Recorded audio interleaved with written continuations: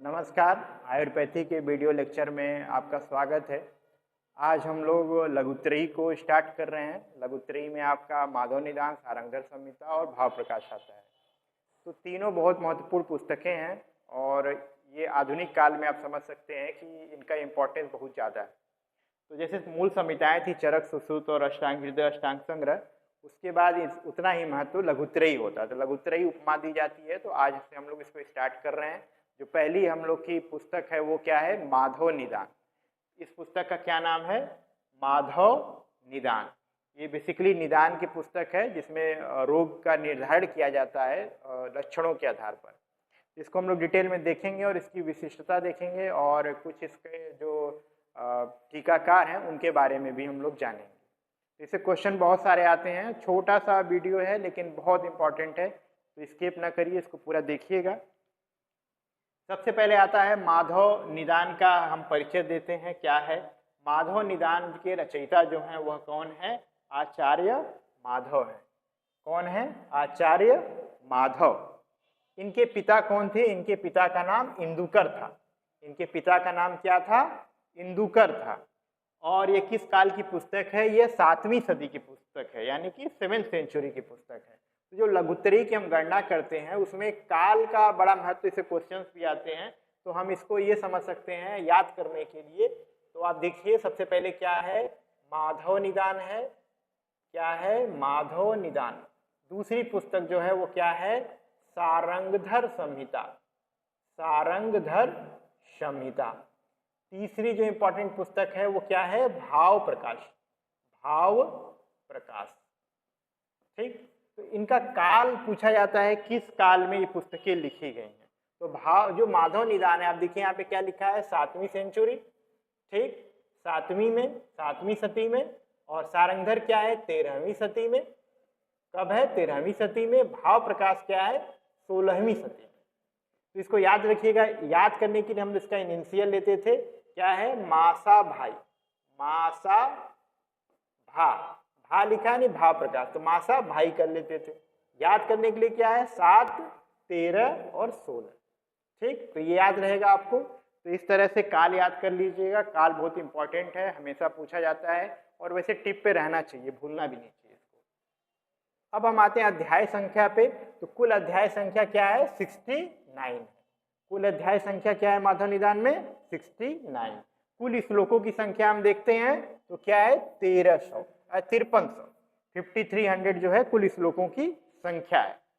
पर्याय, इस पुस्तक के पर्याय भी इंपॉर्टेंट है, क्योंकि वैसे तो माधव निदान निदान की पुस्तक है। अब आप विद्यार्थी हैं आयुर्वेद के, तो आपको पता होगा निदान का मतलब क्या है। रोग उत्पत्ति की जो पैथोजेनेसिस होती है उसी को हम लोग निदान बोलते हैं। तो अब निदान का वजह से अब क्या, इसमें हम क्या देखते हैं कि रोग का निर्धारण करते हैं। उसके निदान, पूर्व रूप, लक्षण, उपसर्ग, संप्राप्ति के द्वारा हम रोग का नामकरण या रोग का निर्धारण करते हैं। इसलिए इसका क्या नाम है? रोग विनिश्चय, यानी रोग को निश्चित करना, रोग को उसका नामकरण करना, या फिर रुग्ण विनिश्चय। तो इसका पर्याय है, बहुत इंपॉर्टेंट है। इसके नाम की, इस माधव निदान की सार्थकता इसी पर्याय से समझ में आ जाता है। क्या महत्व है? रोग विनिश्चय और रुग्ण विनिश्चय, इसका पर्याय दिया हुआ है। माधव की कुछ अन्य रचनाएं भी हैं, वो आप देख लीजिए। आयुर्वेद प्रकाश है, आयुर्वेद रसशास्त्र है, कूट मुद्गर है, पर्याय रतनमाला है जो कई बार की पूछी हुई है, ये याद रखिएगा। रस कौमुदी है और रुग्ण विनिश्चय, तो उसी से मिलता जुलता है। ठीक है, तो यहां तक याद रखिएगा, आपको याद रहेगा ये। आगे देखते हैं। आगे आता है माधव निदान पे टीका। तो अन्य सभी जगह पे क्या है कि टीका है, टीकाकार है, उनका काल है, लेकिन माधव निदान एक ऐसी टीका है जिसमें कुछ स्पेशल बात। तो माधव निदान की जो मधुकोश टीका है, जो बहुत फेमस है और मधुकोश टीका के नाम से ही हम इसको जानते हैं। तो ये टीका जो है आप देखिए, तो मधुकोश टीका जो है वह मधुकोश टीका 2 पार्ट में लिखी गई है, बल्कि ऐसी कोई टीका हमको दिखाई नहीं देती है। तो पहली टीका का जो 2 पार्ट में लिखी गई, तो पहले टीकाकार कौन है? विजय रक्षित हैं, और दूसरे टीकाकार कौन है? श्री कंठदत्त हैं। पहले टीकाकार कौन है? विजय रक्षित हैं, जो अस्मरी प्रकरण तक इन्होंने लिखा है, और उसके बाद जो है श्री कंठदत्त हैं, वह उन्होंने अस्मरी प्रकरण के बाद से इस टीका को पूरा किया है। दोनों लोग का काल क्या है? 12वीं सदी है। ठीक, ये याद रखिएगा। मधुकोश टीका जो है किसकी टीका है? हाँ, मधुकोश टीका जो है वह माधव निदान की टीका है और बहुत इंपॉर्टेंट है। दूसरा आता है आतंक दर्पण, ये भी बहुत इंपॉर्टेंट है। इसके लेखक कौन है? वाचस्पति है। लेखक कौन है? वाचस्पति हैं, जो प्रमोद वैद्य हैं उनके पुत्र हैं, ये नाम आता है उनके। और फिर आता है काल क्या है? 14वीं सदी, 14th सेंचुरी में पुस्तक लिखी गई आतंक दर्पण। तो ये भी बड़ा यूनिक नाम है, इसलिए आप इसको याद रखिएगा। आतंक दर्पण किसने लिखा है? वाचस्पति।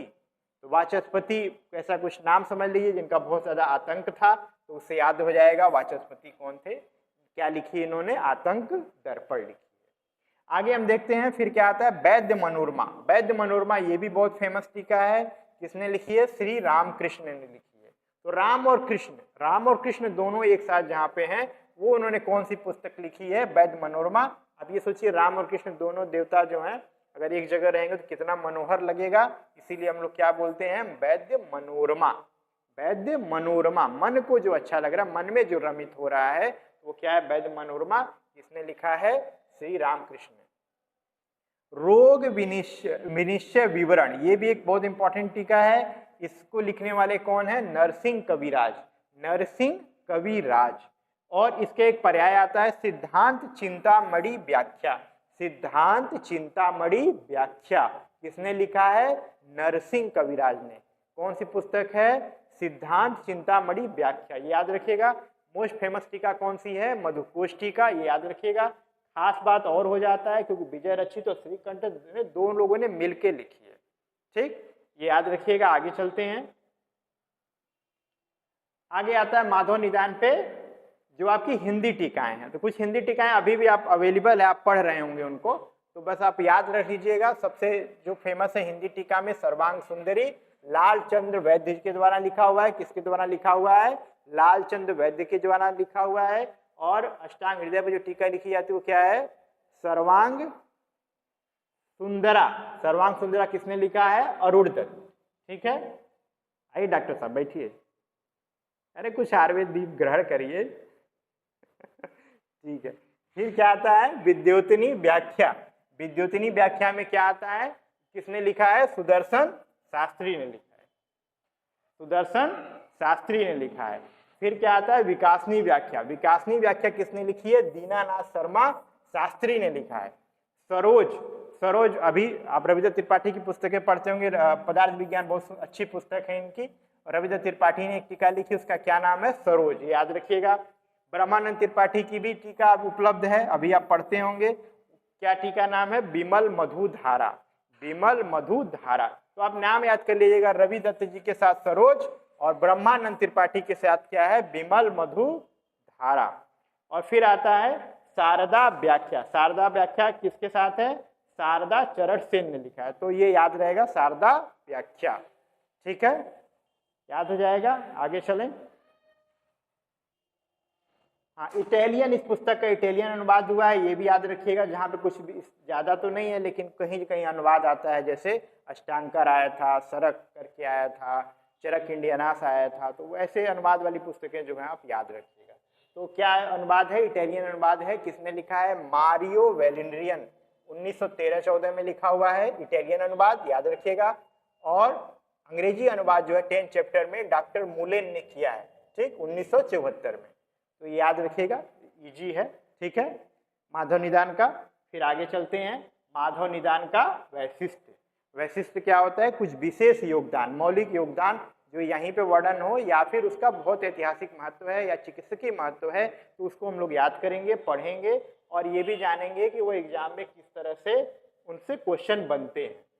तो सबसे पहले क्या है? निदाने माधव श्रेष्ठ। ठीक, जैसे शारीर रसायन में सुश्रुत श्रेष्ठ है, चरक चिकित्सा में श्रेष्ठ है, उसी प्रकार से निदान अगर हम देखेंगे तो निदान में कौन श्रेष्ठ है? माधव निदान। निदाने माधव श्रेष्ठ। और माधव निदान बेसिकली है क्या? बेसिकली ये है बृहत्तरई का संकलन ग्रंथ है, यानी ज्यादातर श्लोक उसको चरक सुश्रुत और वाग्भट से आपको मिल जाएगा, लेकिन जो इंपॉर्टेंट बातें होंगी उसको हम लोग यहाँ पे हाईलाइट करेंगे। तो सबसे पहले क्या इन्होंने आया? क्या आया इसमें? वात व्याधि का विस्तार आया। वात व्याधि का विस्तार में कंपवात, ऊर्ध्ववात का वर्णन किया, लेकिन आवरणों का विस्तार नहीं किया। आवरण का वर्णन उतना नहीं देखने को। ठीक। फिर आगे देखिए, अम्ल पित्त व्याधि का स्वतंत्र वर्णन किया। जब स्वतंत्र वर्णन होता है तो ये होता है कि उसका अलग से एक चैप्टर दिया गया है डेडिकेटेड, यानी उस काल तक वो व्याधि उतनी महत्वपूर्ण हो गई थी जो कि मूल संहिताओं में क्या था, जो कहीं किसी के भेद के रूप में या थोड़ा बहुत इंट्रोडक्शन के साथ खत्म हुआ था, पर उनके लिए डेडिकेटेड चैप्टर नहीं था। लेकिन माधव निदान में क्या हुआ, एक अम्लपित्त एक स्वतंत्र व्याधि के रूप में वर्णन किया गया। आमवात का स्वतंत्र वर्णन किया गया, यानी कि सेपरेट डेडिकेटेड चैप्टर दिए गए। ठीक, उरु स्तंभ और वात रक्त का स्वतंत्र अध्याय में वर्णन किया गया। तो जो स्वतंत्र अध्याय आते हैं उनका एक आप चार्ट बना लीजिए और किस आचार्य ने किस व्याधि का स्वतंत्र रूप से वर्णन किया है, यानी स्वतंत्र व्याधि के रूप में या सेपरेटेड चैप्टर दिया हुआ है, तो वो आप याद कर सकते। शीत पित्त उदर्द कोठर और दाह विस्फोट मसूरिका का पृथक वर्णन किया। मेदो रोग श्लीपत का स्वतंत्र वर्णन किया और शूल के 8 प्रकारों के वर्णन किए।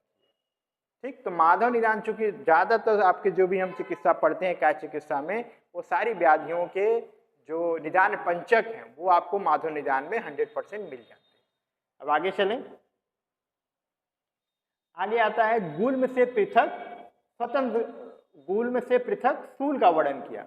तो शूल क्या था, ज्यादातर क्या था, गुल्म के साथ ही बता दिया जाता था, लेकिन इन्होंने स्वतंत्र रूप से वर्णन किया और संहिताओं में गुल्म अधिकार और त्रिमर्मी प्रकरण में शूल का वर्णन किया गया है, लेकिन माधव निदान में शूल को अलग से बताया गया।